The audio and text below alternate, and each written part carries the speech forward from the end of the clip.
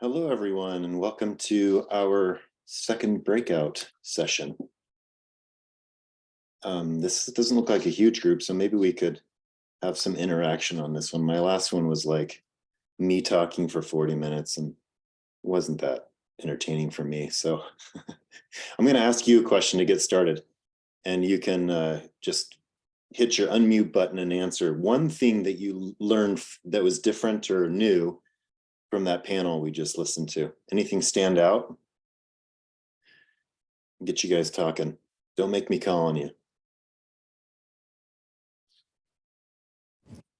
I thought those the chips, the sticker tags was pretty genius of way to label your bins. Pretty cool. Yeah, that was Evan. Yeah, that's pretty creative and high tech. I mean, gosh. Yeah, we spend we at the end of the season, we always take a photo of the house on like an iPad and do like a markup, label everything. And then we spend, $3 or $4 to get that printed at a print shop, stick that piece of paper in the bin, in like a waterproof envelope. And it's like, that would just be so much easier. He said it costs like 30 cents for one of those stickers. So it's like, you just have that on there. That thing's good to go. Yeah, pretty smart. Yeah, that's great. Any other standouts for any of you? Especially if you're a contractor. Don't be shy.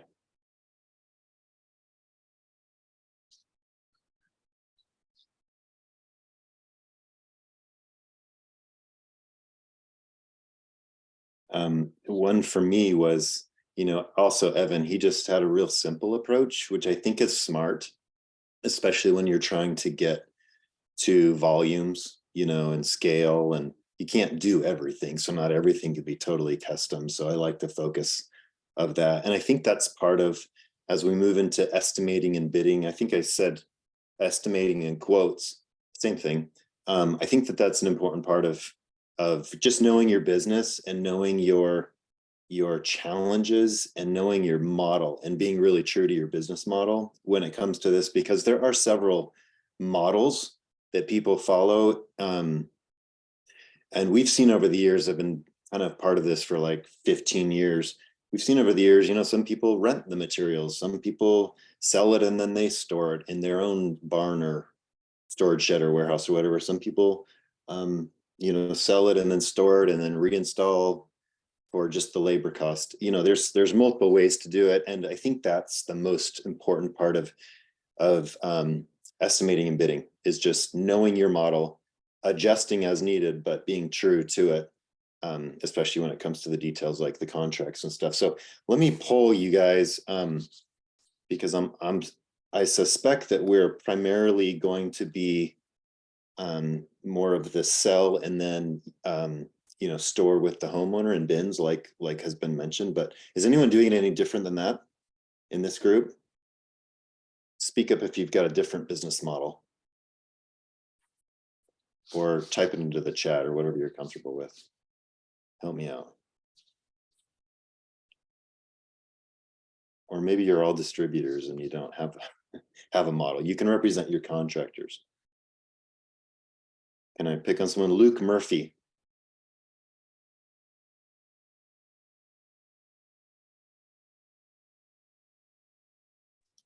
I am a distributor.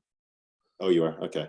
Yeah, I can't see who's a distributor, I know a few of you by name, but sorry. Luke, while I've got you, in your market, unless you're brand new to this, what model do you see most common? I'm brand new to this. Okay. I'm just trying to look at You're another learning. line of business. Okay. Yes. Okay, fine. You're forcing me.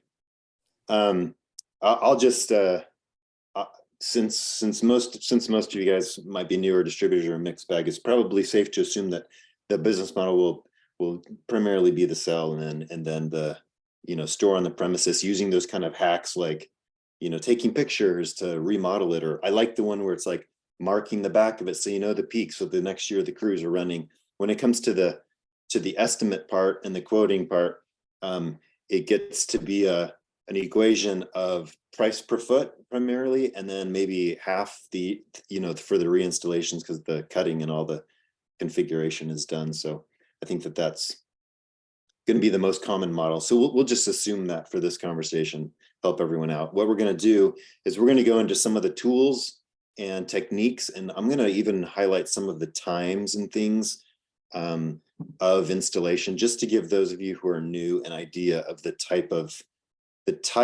investment that it takes to do this. And you'll learn over time. You'll be estimating out of, and bidding, giving quotes by just looking at a picture or visiting the premises. It's really not rocket science, but your first year, maybe first couple of years, you just have to understand the costs. And there's several hidden costs. There's lots of pitfalls. So I would encourage you, especially Chris, thanks for speaking up. Anyone with experience, hey, just help out, because you guys who are in the grind on this, you guys know what the pitfalls are, and your experiences, especially when it comes to the money, can really help those who are just getting started. I think it's really the best way to learn. I just threw up pictures of highlights. I showed these in my last presentation because I think every year I like to see what is happening out there. And I pulled these from some of the websites and social media of those who are attending this. One of them may be your own, but what I'm looking for when I'm looking for highlights from the previous year is, what is the standard? And the professional standard maintains itself, right? So it's those straight, clean lines. A lot of it is roofline work. A lot of it, now we're getting these really cool drone shots too, like that bottom right one. Use photography. It's the best way to sell your service. The lights really speak for themselves. And so when it comes to presenting a proposal, photography, a lookbook, we have one, or your own portfolio of jobs that you've done, especially if it's not just cheap and blurry, and really can sell itself. People really love the emotion of Christmas lights. So make sure you have a good photography. Video, drone footage video is even better, because you just want to be able to show what you're capable of and what you can do for the home with the use of color, focal points, and architecture. These are all pretty great examples of architecture. But that's not what this class is about. It's about estimating and bidding. So two definitions so that we're all on the same page. Estimating really is looking at the very specifics of raw materials and labor going into the bid. And bidding then becomes the contract, becomes what you present to your customers. I've known a lot of contractors that are pretty casual about bidding, because they can just throw out their per foot rate. They're just doing simple math. I charge $4 a foot, and so it's really easy to estimate and throw that out. I've seen a lot that do pretty elaborate contracts and agreements that specify what is labor, what is materials, what is rental equipment. There's lots of other things that you can put into bidding. We'll get into some of that, but bidding really is the proposal, and it's what will refer to the end price. And there are things that I'll show you in the details. You got to consider taxes that are relevant in your area, service fees. There are a lot of pitfalls when it comes to, extreme elevations and challenging installations. So you can't always just say it's $4 a foot for a roof line. Some of those roof lines are really tough. And so you got to compensate for that. You got to make sure you're accommodating the costs as they hit you, because the jobs aren't always super simple. So the two estimating elements that we're going to cover today, and you may think of more, but I'm going to cover material costs, just the costs of the stuff that you're putting on the building. That's the stuff that our distributors sell to you. It's in our catalog. There are additional material costs that could come with power requirements. If an electrician needs to be called in and there's cost to that might be separate, but you might sub to an electrician. And then of course there's the installation cost. That's the labor for your crews. And the kind of the key tip on any estimating is to know what your parameters are. And that usually boils down to power. Know where your power supplies are, know what your accessibility is to the power outlets are, because that really does change everything on the job. It's way easier nowadays. When we started this, it was incandescent lights that were really heavy on power, and we had to calculate a lot of that. Now you can go pretty far. You can do a lot of things, but you have to know where the power is coming from to really design the solution and estimate and bid for materials and labor. So materials are kind of everything, right? So you guys know what materials you use when you're doing bidding and estimating. The one thing that you need to do is set your prices. So you should expect, you're not buying from our wholesale distributor and not marking it up. So get good pricing from your distributor, mark up and check for competitiveness in your market and use those as your costs of materials. My advice on material costs is keep your material list simple. You don't need to buy, you might buy per job and that's great. You might buy just the commodity items like the socket wire in giant spools, but keep your lists pretty simple, especially when it comes to the variation and accessory products. So if it is materials that your clients are interested in that are related to interesting colors that you might not be familiar with, or accessories like spheres and snowflakes and those kinds of things, you may not necessarily know what those prices are. You may not have, your distributor may not even carry them. Don't bid without knowing your costs, especially if it's for the project specifically. I'm always shocked at what the freight rates are to get stuff around, and people are willing to pay for it, but you've got to add on those costs. Don't just absorb those costs, pass it on. If they're interested in a snowflake that's not in stock at the distributor, you're going to have it shipped out for the project that's going to happen next week. Maybe it's air freighted, pass that along. Don't absorb costs. No, so you just got to know what all the material costs are. And that's the best way to approach a project. Break it down for yourself. That's where the estimating comes in.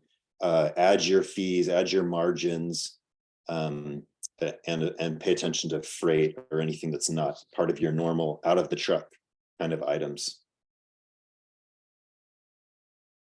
We're going to do some estimating for materials. These are the formulas, and these are all available on our website. So you can get our estimating tool, and this presentation is also available.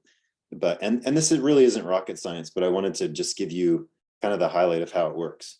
And if you want to write these down as just guides, a lot of people, when they get the experience of estimating trees, for example, with mini lights, they can kind of thumb it and they know. But this is the formula that we teach. And it's not rocket science because every tree is a little different. You can see that tree in the picture has sort of a thin spot in the middle. It's not meant to, be exact. But what we do is we take the square foot of the tree and its height times width gives you the general square footage. And you could critique that. That is not the square footage. That is a triangle, which is not a square. So we're not going to take the hypotenuse of the triangle and do a calculation. We simply take the height times the width, and then we have a multiplier, and it's 0.18. And if you take that square footage and multiply it times 0.18, you'll get the total number of our standard LED strands. Our standard strands are 70 light. We can give you another formula if you need one, if you use 50 light strands. But our 70 light strands are 23.5 feet long, and it'll tell you exactly how many strands to put in that tree. And that is a densely professionally lit tree. That's a tree that is branch wrapped. There are other formulas that you can use, and I think I've got one next that's more of a loose wrap, but you can also just use the same formula and divide it by 2, and you'll get the formula for, maybe you're just swagging the tree and on a budget. So that 12 by 6 foot tree is 72 square feet, and you're going to use the multiplier of 0.18, and it'll tell you to use 13 strands of 70 lights for this tree. That's a pretty basic formula. Anyone can start there, and you'll get better at it, and you'll get so that you can kind of do it in your head. But any questions or hacks that you're using out in the field for estimating trees? Chris, is that relevant to you in your experience? Yeah, I was struggling with trees last year. I was kind of just kind of spitballing, doing 5 or 6 strands in like a 5 foot tree or something, and I was having a lot of issues with it, to be honest. So yeah, this is good info there. Good. And it's for a beginner, so you will get so you can spitball. but you'll get so that you're just kind of like, oh, triangle. Or if you're doing a non-deciduous tree that has a canopy up off the ground, your height and width is the ball of the tree, like of the actual tree, not the trunk. You're going to add an additional 2 strands to get to the volume of the tree. Height times width, you don't need to take into account the trunk of the tree. So it applies for all trees. Nice. That makes sense. Okay. Very basic formula. It should help you out. Here's one that is for more of a swagging or canopy wrap. So you can envision this. This is when you're not individually wrapping. If the tree had a canopy, it's kind of a ball on the top. You might be just circling the outside in a swirl, or just sort of canopy wrapping. You're not individually wrapping every single branch.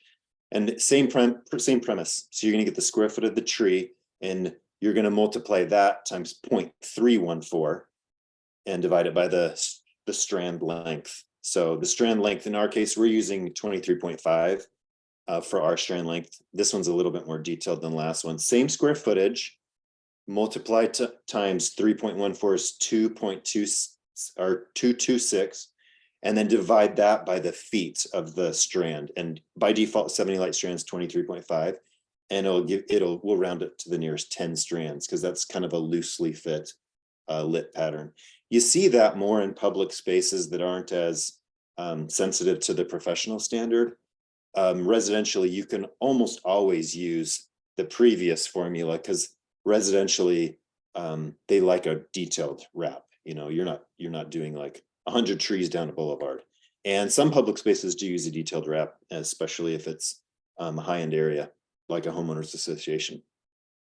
But that should give you the general swagging or canopy, a looser wrap. I've almost always kind of defaulted to a simpler one, and it's not as exact, because you don't know the exact area of the tree or the distance that you've got to go to achieve the wrap, but you can almost take the dense one and just divide it by 2, and you've got a pretty good guide for your estimate. And that is a swagging or canopy wrap formula. Okay, let's do roof lines now that we've done the trees. Trees are much harder than roof lines. So the trick on roof lines, especially for the ease of your installation, is just to do the measuring on the ground. Don't bother getting a tape measure and getting on a ladder when you've got to crank out estimates. You can do them by using Google Street View if you've got the right software to do it. There are really good measuring tools. You can find apps that you can just load into your phone and just drag with your finger across the distance it uses. It'll know the distance of the camera that took the picture. You can take your own camera and take a picture and load it into that kind of software too. And it'll give you pretty accurate distances. It may be a foot or 2 off, like Evan said in that last session. But best case scenario is you're kind of best foot forward. You're doing an estimate that's live, and it's with your customer. And what we do is we train to measure by stride. So most people who are around 6 feet tall have a 3-foot stride. And from the ground, you can just walk it off, and you're going to get a general estimate, because you can trim it, upon installation. No one expects you to be exact. You can also use the measuring wheel, and that's pretty common too. But from the ground, you can estimate, you can move pretty quickly, and you can get some pretty good numbers. To do it from the ground, you're just going to walk yourself across the roof line. It gets a little bit more challenging up in the higher peaks. You might have to eyeball it, or where there's a dormer that's elevated up into the roof line. But what we teach is you're going to walk it off, and for peaks, you're just going to double the measurement. That gives you enough square footage to use whatever the peak elevation actually is, and that'll give you a pretty good gauge for the distance you're going to go from point A to point B and add them all up. When it comes to inaccessible areas, just round up is the advice. Round up for your labor and round up for the material. Your material cost on the roof line that's 200 feet doesn't change that much, and it's going to allow you to build in some buffer if you've gone a little higher. Maybe you're estimating at 225 feet. Give yourself a little buffer, especially if you've got inaccessible areas or extreme elevations that are hard to work with on a ladder, that kind of thing. pretty basic on the roofline estimates. Questions before sorry, we're going to get into labor. Questions on roof lines, or anyone have any other hacks, things they're doing with roofline estimates? I see a lot of hey Nick, I'm not going to ask you, you're a distributor.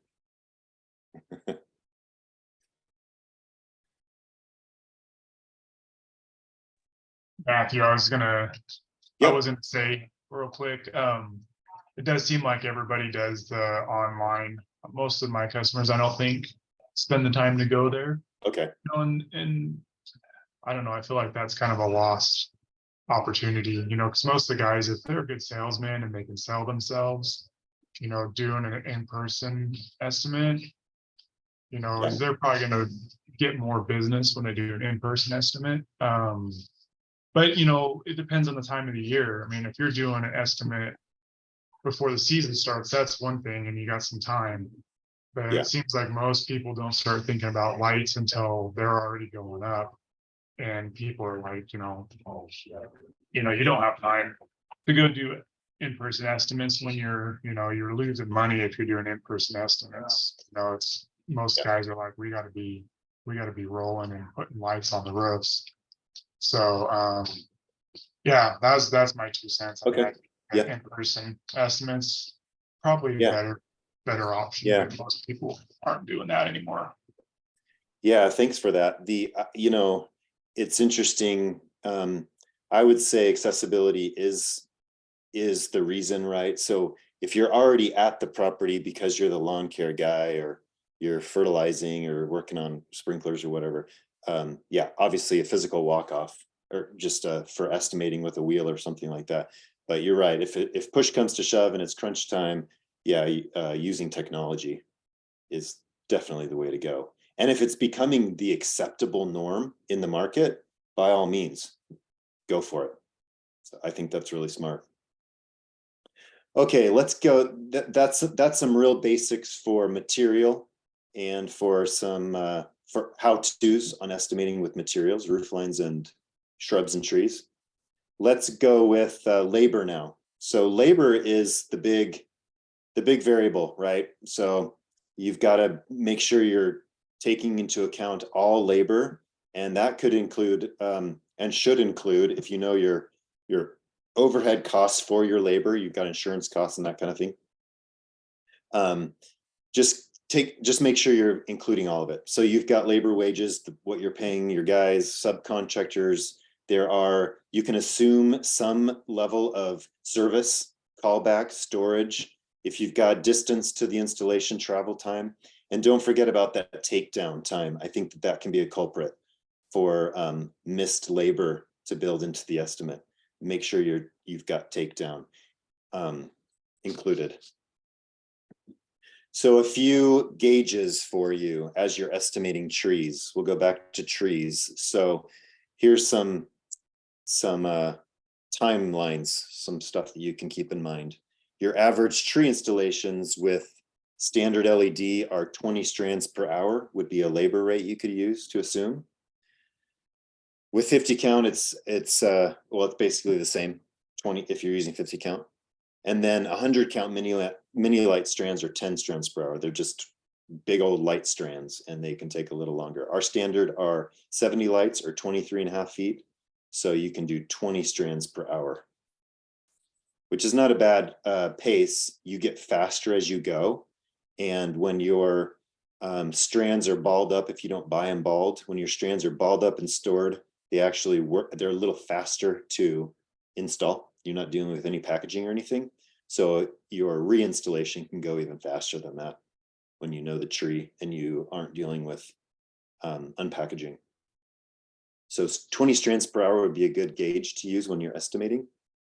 For roofline installations, a good average to use when you're building your roofline estimates is 75 feet per hour with people. And that's assuming a spotter. You don't want to put people in danger, so put a spotter on ladders and that kind of thing. that's ladder work. Ladder work is slow. You know, you have to have a spotter. You should, you know, sometimes you have to move that ladder down the line. 75 feet per hour is a pretty good estimate. And you'll get faster. Ladder work takes experience. If you've ever seen roofers working on a ladder, they're amazing and they're efficient with their ladders. I get a ladder in my hands and it's, you know, fumbling around. So I'm probably slower than the 75 feet per hour. An average rooftop installation is 100 feet per hour, and know your, you know, OSHA requirements and things like that. You're supposed to have people tied off if they're on top of the roof, but people can move a lot faster, and probably even faster than 100 foot per hour. If you've got 2 people working down from a peak and down in each direction, I mean, it can be very quick to go 100 feet. It's especially if the bulbs are already socketed on the ground and you're just putting bulbs up. So where your labor estimates go awry is in those extreme situations where things are hard to reach, where the roof is too hot to sit on. You can't reach something without a ladder on a roof or a boom lift or something. That's where labor slows way down. So you gotta just look at those things when you're doing your estimate. Here's some estimating for greenery to help you out. So usually you can estimate those just by the weight and how many people it takes to handle greenery. So those really big wreaths can take, it takes 2 people to do it, and it can take half an hour to get them done. Everything else is kind of like a 1-person thing. Most of the jobs when it comes to greenery installations is the time it takes to fluff them up to make them look good. If they've been stored, they need to be fluffed up. If they're just out of the box, they need to be fluffed up. So it can take some people some time to get those things done. And then, you know, just make sure you've got those things secured really well for weather conditions. You can't assume that a giant wreath that weighs 30 pounds is gonna just stay up there without proper mortar anchors and zip ties and all those things. So I've seen all kinds of creative ways to do it. Best to get creative on the ground than when you've got 2 people on a ladder trying to hang a giant wreath in an awkward place. Okay, some estimating mistakes. Most of the mistakes that we see are due to power availability. So when you're unaware of the power, a lot of times there's hidden costs, like the subcontractor rentals. I mean, those things are expensive. Last week I was working on an installation with some guys, and it was like $700 to rent one of those cherry pickers for the day. And that should be included in the cost if that's something that's needed. And the homeowner should pay for that. So you've got to know what rental equipment is before you're proposing. And then not being aware of the budget. You don't want to give sticker shock to someone and just, you know, miss an opportunity if you're overestimating or underestimating, for that matter, and not getting what you can out of it. Calculations are important, so use those calculations if you need them to just especially get it under your belt to understand how much the tree costs and stuff. You just don't want to undercut yourself. Travel time, and then just the estimate as a whole. Okay, this is a video I want to show. It's very short. This is about hidden costs. It's just some warnings from a contractor.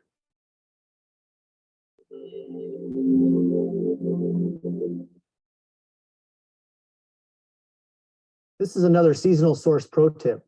When you're doing your estimates, you need to look at the difficulties that you find at different households. This house, for example, has the various heights of peaks, difficult landscape to maneuver your ladders through, and a lot of positions also that might take 2 people, one to anchor your ladder, one to go up and down. These are things that are going to add more man hours to your jobs, and of course add to your costs, which you want to reflect into the price before you give these proposals.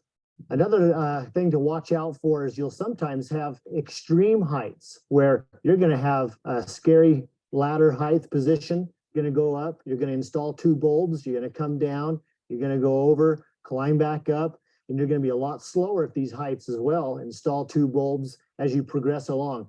a whole different rate of install versus your 8 to 12 feet levels. You also have different things in the landscape like rocks, different levels and terraces that you have to maneuver around. These are a few things to consider to avoid costly mistakes when bidding and estimating.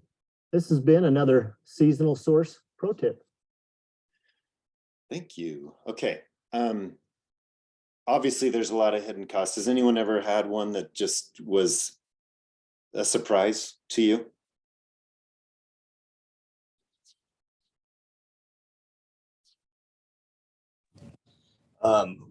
Down here, so I'm in Idaho. Nick is actually my supplier, Okay, cool. which is pretty good. We have a lot of gutter guard installations. And so I did a house last year, and it was, looking at it from the ground, it looked super simple. Got up there and realized there was gutter guards installed on everything. All the screws were about 2 inches apart. They just over installed it, so you couldn't get any kind of clip in there. The fascia that the gutter was attached to was too short to actually put a clip. And that was throughout the whole, I think it was a 3-story house. So it was throughout the whole thing. So that one, I ended up having to pull all the screws out of the gutter guard to get the clips in for the install. And then I told the homeowner I was also going to reinstall the screws after we pulled it. And so a job that probably would have taken an hour or 2 hours ended up being, 4 or 5 hour install, 4 or 5 hour removal. And, so that's check for gutter guards, that kind of thing. Yeah, you almost can't assume, and you can't, you wouldn't see that on a Google Street View. You'd have to just ask, right? That's just something when you're talking to the client, you have to ask explicitly. You may not see it from the street to know. Yeah, correct. Thank you. Any others?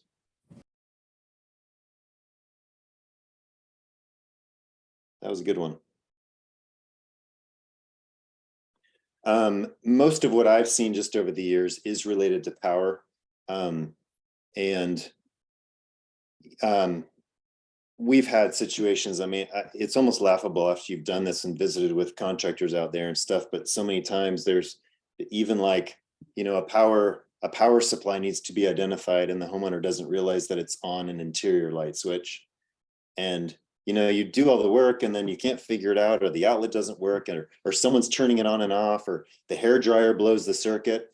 Power is a lot of the issue. So just make sure it's reliable, it's located, and it isn't, going to be disrupted, because who gets the call back when the power goes out on, Christmas Eve? It's you.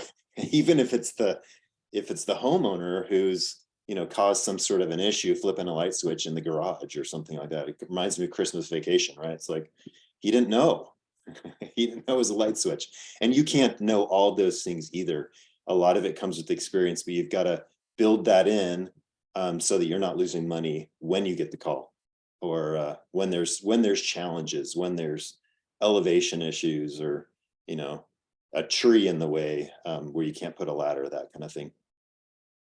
Okay, I have one more tidbit for you before we spend our last few minutes on the estimation tool, and that is just to know your timeline. Every market's a little different, and a lot of estimating gets sort of put on the back burner, or it's last minute scrambles because you're not paying attention. We're all busy, and especially if you operate in our industries that are related to landscape and hardscape and lawn care and pool services and all these things, there is a timeline for every market, and so you kind of have to know when it is. And I have found that over the years, that if you follow a timeline and put it on your calendar and blow it up and put it on the wall if you have to in your shop, but if your team and your people are focused on a timeline, you'll get more business, and your estimates will be timely, and there are opportunities to close business and produce bids early enough that you're not competing so much.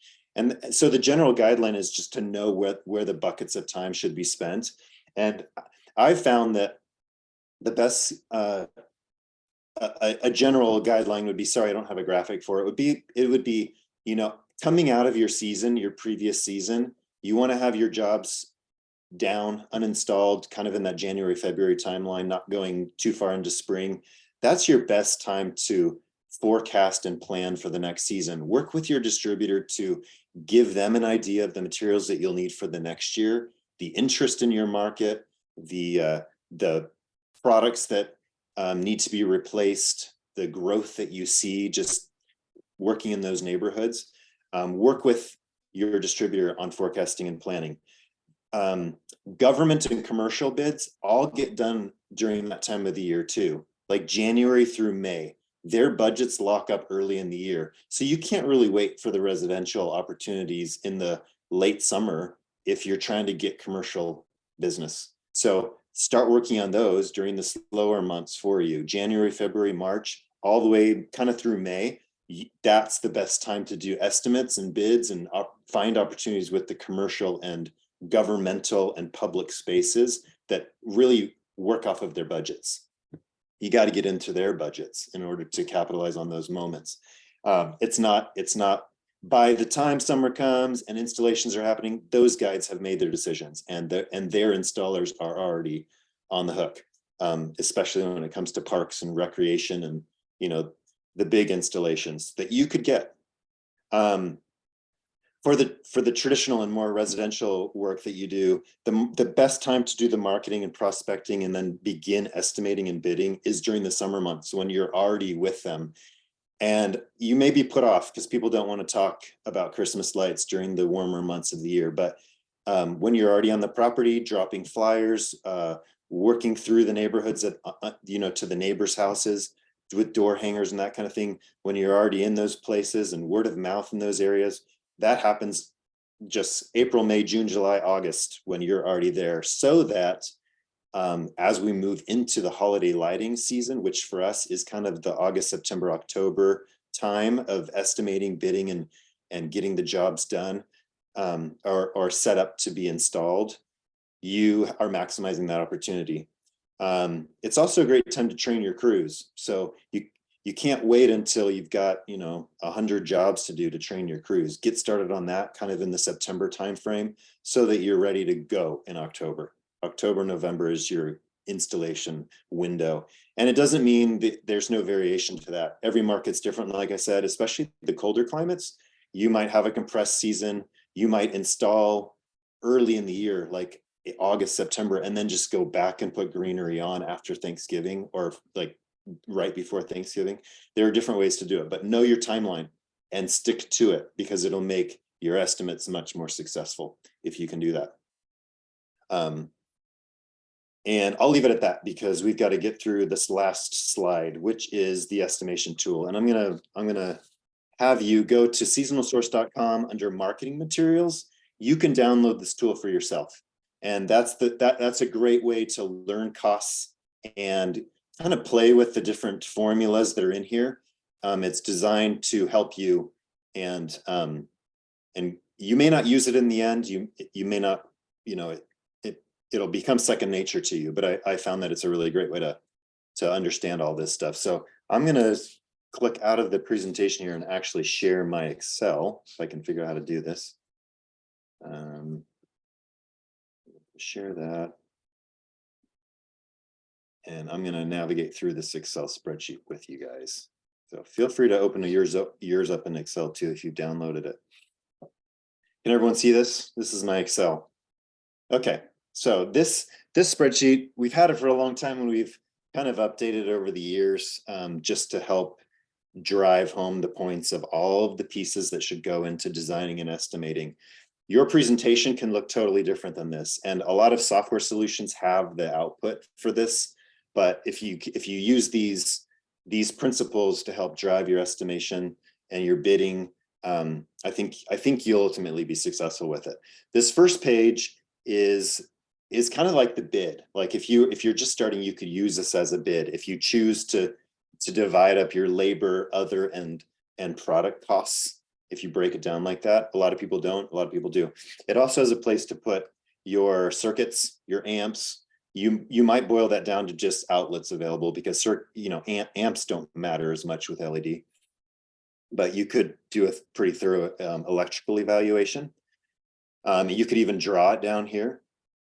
Scrolling down, here's the details. This is really where I think you want to spend your time if you're learning the concepts of estimating and bidding. It prompts you with little input cells. So a lot of you will do LED roofline, and this is divided into roofline, meaning the wire, and then the bulbs. So here we've got straight feet of wire and straight feet or peaks. So 100 feet of roofline and 50 feet of peaks. And you can see it's ×2 because that was the formula. We're just going to generally take the feet and times it by 2 to just compensate for the elevation of the peak. You pick your labor rate. So all these fields that are green are inputs. So for a C9 roofline, let's say it's $4 a foot. I don't know what yours is. You can do whatever you want. It's going to do labor at $600 based on the $150 in materials that you're handling. You can also put in others. So you could add clips. A lot of people don't even bother because they're cheap, right? But if you're doing a really big installation, you want to put in clips. And let's put in $50 of clips. And I don't know why that didn't total up. So just pay attention to the cells and make sure that it's working for you. And you can see here, roofline materials and labor is $1,300 for that at that labor rate, and that may seem expensive. I don't know. Maybe it's $2 a foot. I'm just throwing stuff in. I don't know what your markets are. You can see from what we learned about estimating trees, you've got your height times width. You put in your price per strand. The style is a 5mm red, let's say, and maybe the other one is a 10x16 warm white. It's going to tell you the number of strands. It's going to total by the cost what the price for sale is. Here's the total and your labor rate for each tree or bush. Is it making sense? Okay, that's just a very simple way to break all this down and get your head around the costs. You might have a tree or something, a tree that really does require a boom lift or something to get up to it. And you want to be able to add those. So there's a place to do that too. As we move down to, we've got a place for LED C7 and C9 strands. That would be like a bigger commercial grade C7 or C9 commercial strand. Same principle. Your labor rate might be a little higher for those. Those are the ones that have like the coaxial connection. So you have to know the product pretty well to just make sure you're covering your labor. Look, we still have incandescent. Believe it or not, people still use incandescent mini lights. You won't, but that's still on here. And then additional items. There's no way to anticipate what the additional items are. If you're throwing on a snowflake or you're throwing on the spheres into the yard or something like that, all of those things in the catalog are available, and your distributor can give you the cost so that you can set your price.